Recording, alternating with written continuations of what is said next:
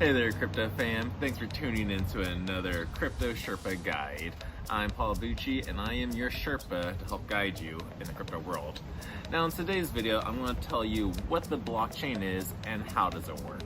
Now, a straight up definition of the blockchain is a public electronic ledger built around a peer-to-peer system that can be openly shared among disparate users to create an unchangeable record of transactions, each timestamped and linked to the previous one. Each digital record or transaction in the electronic ledger is called a block. Now, that's a lot of information right there that you probably just don't understand any of it, so let's break it down. Let's go to the origin of blockchain technology. It all started in 1991, in which this technology was called a digital timestamp. Now, this technique was originally described in 1991 by a group of researchers and was originally intended to timestamp digital documents so that it's not possible to backdate them or to tamper with them. That's almost like a notary. However, it went by mostly unused until it was adapted by Satoshi Nakamoto in 2009 to create the digital currency Bitcoin. Woo! It is windy, people. I cannot do this on the beach like I usually have been, so I'm here in my backyard. Now, the blockchain runs on a distributed ledger that is completely open for anyone to use and see. So they have an interesting property. Once some data has been recorded inside a blockchain, it becomes very difficult to change it. So how does that work? Well, let's take a closer look at a block. Like, what goes inside a block? It's comprised, each block contains some data, the hash of the block, and the hash of the previous block. The data that is stored inside a block depends on the type of blockchain. The Bitcoin blockchain, for example, stores the details about a transaction in here, such as the sender, receiver, and amount of coins. But that is pretty much about it. A block also has a hash. So unlike the data, where it's stored like the data like I just said, a block, a hash, you can compare a hash to almost like a fingerprint. That's right.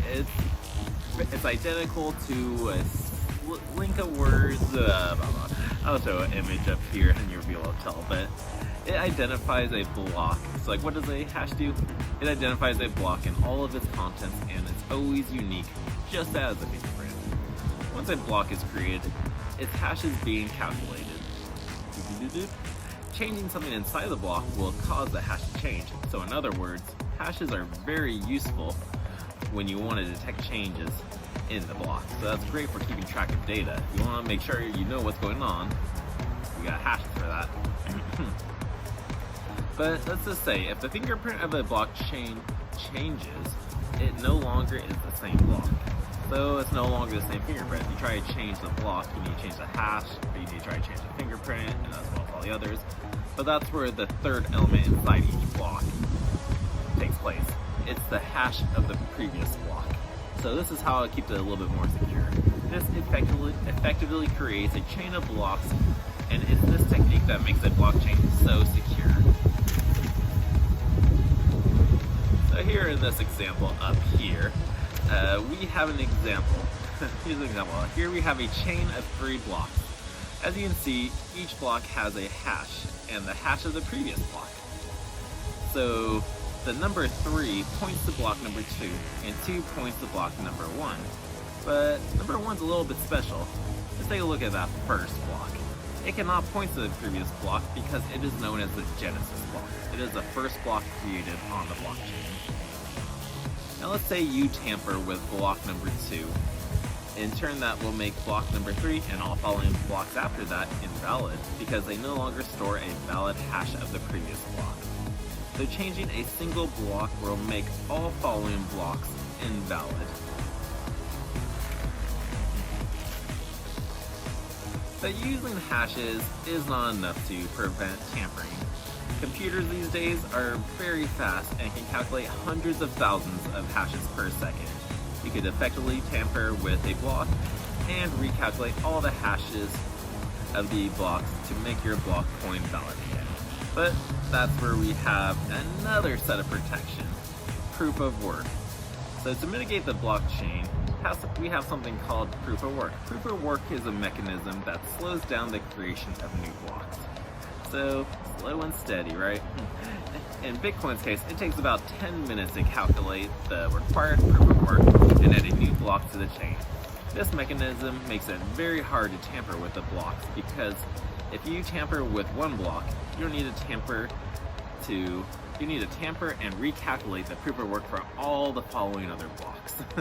So they got that 10-minute gap to do that. It's pretty hard. So the security of a blockchain comes from its creative use of hashing and the proof of work mechanism. So yeah, 10 minutes, woohoo! But there is one more way blockchains secure themselves, and that's by being distributed.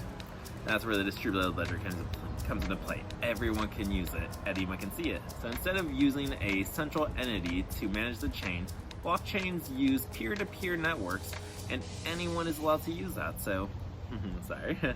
So when someone wants to join in on the Bitcoin mining proof of work, so they get their little rig, they get the full copy of the blockchain running on their system. And when they run that, they have nodes. The node can use this to verify that everything is still in order. So we use nodes in the blockchain to verify transactions, verify new blocks, everything is secure. And that's what runs on the distributed ledger. Now let's see what happens when someone creates a new block.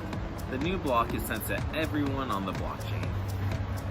Each node then verifies the block to make sure that it hasn't been tampered with.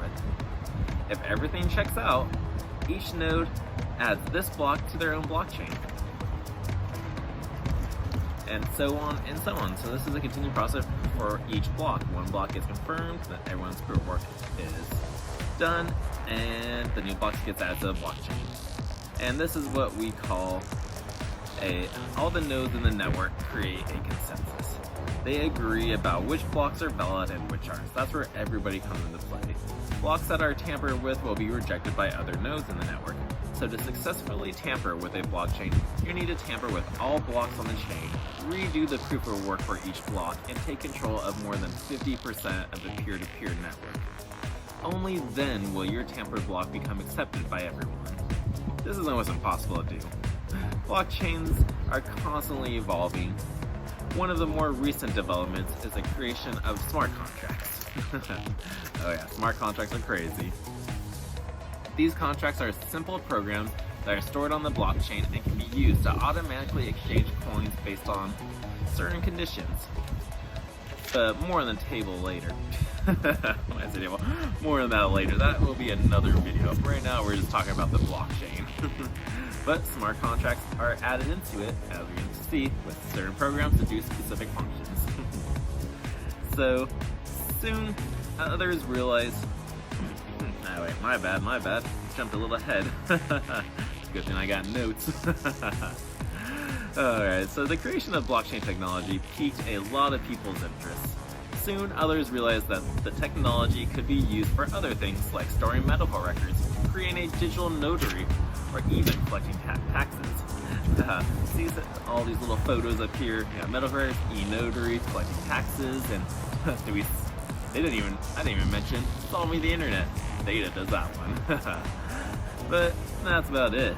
So now you know what a blockchain is, how it works, and basically this is a basic level of what problems it can solve.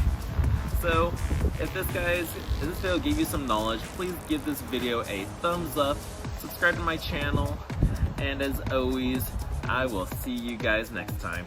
Sherpa out. Bam!